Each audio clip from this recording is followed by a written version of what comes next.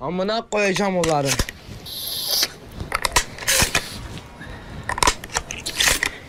Yürü gidek o zaman. Hadi Kim gidelim kimden kardeş. yer onun amına koyayım kardeş.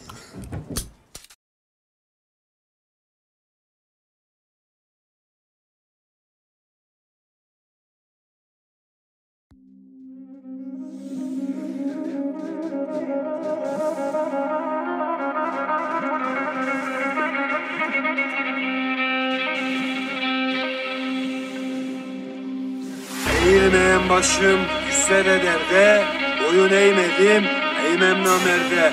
Biz sokaklarda büyüdük, kimse karanlıkla korkutmasın bizi. Ay güneşten daha güzel, uyandırayım sizi. Daha düne kadar onun bunun kuyusunu kazanlar. Şimdi bakıyorum, onun bunun kuyusundalar. Kim ne derse desin yeğen, intikam güzel şey.